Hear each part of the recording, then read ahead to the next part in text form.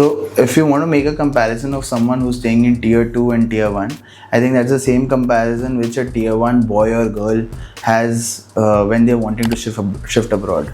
So, if you look at it, a tier 2 boy or girl wants to shift to a tier 1 because they want to experience life and also see what is there in the making in Bombay or Delhi or Bangalore or Calcutta, Hyderabad, because they want to see that quality of life which people are getting while being there in metros.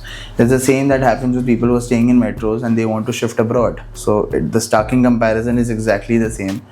And if you look at it from a standpoint of whether my expenses will grow, it's the same for a tier 2 to a tier 1. It's similar for a tier 1 to moving abroad. The expenses go up.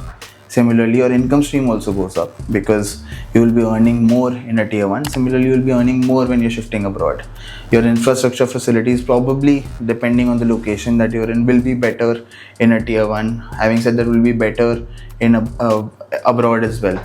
So the comparison is the same when you're in your early years of life. You want your career to take precedence over other family or friends need that you have in your life, and you want to make sure that your career goes to a path which you're looking for. And up to I think 35, 37, 40 is when that plateau comes in, post which you tend to take a decision of probably settling down, and that's when you would want a lavisher life in terms of comfort rather than looking at the hustle that you're making again and again. So when that comes in, I think you tend to take a step back.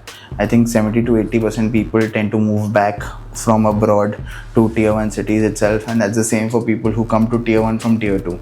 So the quality of life is something which is changing drastically now in tier 2 cities vis-a-vis metros, because we are chasing the same buck. And now because people like us move from tier 1 back to tier 2 again, we are able to provide or look for things or be the solution makers as well for people who want something that they wanted in tier 1.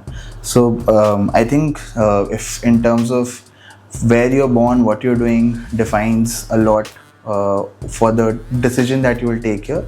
But having said that, I think being in tier 2 and spending lesser while earning lesser is a saner life than being in tier 1.